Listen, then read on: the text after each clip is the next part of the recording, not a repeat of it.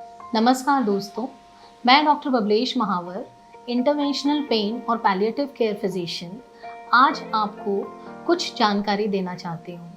इस वीडियो में हम डिस्कस करेंगे कि कौन से पेशेंट्स पेन स्पेशलिस्ट को अप्रोच कर सकते हैं या रेफ़र किए जा सकते हैं, जिसमें पहली कैटेगरी आती है लो बैक पेन की। लो बैक पेन पहले ये सोचा जाता था, लगभग पास्ट में अगर हम देखें कि 80% से ज़्यादा मरीज बैक पेन के ऐसे हुआ करते थे जिसमें कोई भी कॉज नहीं मिलता था, जिसे हम नॉन स्पेसिफिक या मैकेनिकल बैक पेन कहते थे। बट फिर कुछ स्टडीज़ के द्वारा 1999 में ये पता चला कि इस नॉन स्पेसिफिक बैक पेन के भी कॉजेज़ होते हैं, जिसमें कुछ पेन जनरेटर्स पाए गए। Now what is this pain generator? Pain generator एक ऐसा स्ट्रक्चर होता है जिसकी अपनी एक इंडिपेंडेंट नर्व सप्लाई होती है और जो कि दर्द का कारण बनता है। अल्टीमेटली उससे ये पता चला कि बैक पेन के अंदर खाली डिस्क की महज एक कारण नहीं है पेन की, बहुत सारे और स्ट्रक्चर्स भी हैं जो कि पेन का सोर्स बन सकते हैं और पेन जनरेटर की तरह एक्ट कर सकते हैं। जिसमें से अगर हम एल्डरली पॉपुलेशन को लें तो सबसे ज़्यादा कॉमन है फेसिड जॉइंट, जो कि यहाँ पे दिख रहा है इस स्पाइन के मॉडल में। ये फेसिड जॉइंट जो है एक वर्टिब्रल बॉडी को दूसरी वर्टिब्रल बॉडी से जोड़ता है। अगर हम यंग पेशेंट्स में देखें तो इंटरनल डिस्क डिस्ट्रप्शन एक ऐसा कारण है जो कि पेन का सोर्स बन सकता है।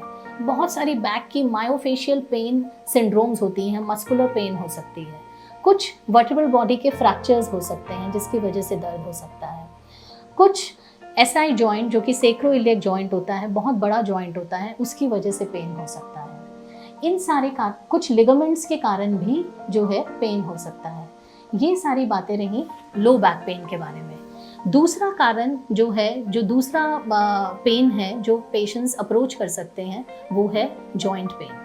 अगर ऊपर से हम देखें तो शोल्डर जॉइंट जो है वो एक काफ़ी बड़ा कारण है पेन का, जिसमें हम पहले ये सोचते थे कि फ्रोज़न शोल्डर होता है और फ्रोज़न शोल्डर कॉमन है, बट इस शोल्डर पेन के अंदर बहुत सारे कारण और भी हैं।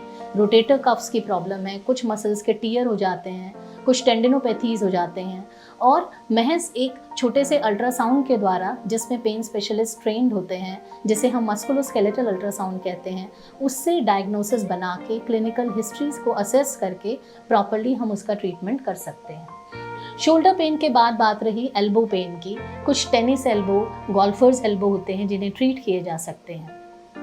रिस्ट पेन के पेशेंट्स जैसे कि कार्पल टनल सिंड्रोम हुआ, डी क्विरवेन स्टेनोसाइनोवाइटिस हुआ, जो कि आर्थराइटिस या रोमेटॉइड आर्थराइटिस के अंदर बहुत कॉमन होते हैं, वो भी ट्रीट किए जाते हैं। हिप पेन आर्थराइटिस भी इसमें एक कॉमन है जो कि ट्रीट की जाती है।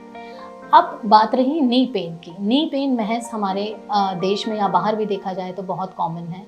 ऑस्टियोआर्थराइटिस नी बहुत कॉमन है, लेकिन हमें लगता है कि उसके लिए खाली महज एक सर्जरी ही इलाज है, लेकिन कुछ मिनिमल इन्वेजिव प्रोसीजर्स के द्वारा पेन स्पेशलिस्ट इसका इलाज करते हैं।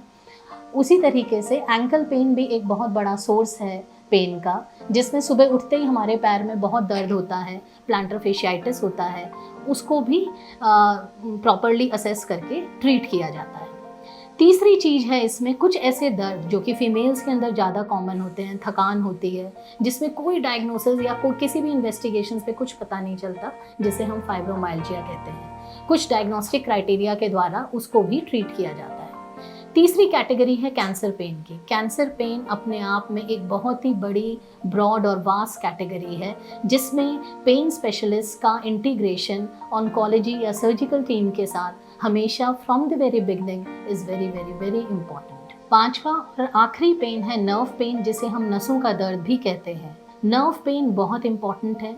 कुछ एंट्रैपमेंट नर्व सिंड्रोम्स हो जाती हैं, कई बारी नसें किसी ऑपरेशन के द्वारा दब जाती हैं, जैसे कि हर्निया सर्जरी में ग्रॉइन पेन करने लगती है। डायबिटीज़ के पेशेंट्स में नसों की हानि की वजह से डायबिटिक न्यूरोपैथी होती है। तो इन्हीं सारी पेनों के बारे में जानकारी देते हुए, इनको अच्छे से असेस करते हुए, जिन्हें हम क्रॉनिक पेन बोलते हैं, जो कि 3 महीने से ज़्यादा पुरानी होकर एक डिजीज़ बन जाती हैं, उसे ट्रीट करते हैं पेन स्पेशलिस्ट। धन्यवाद।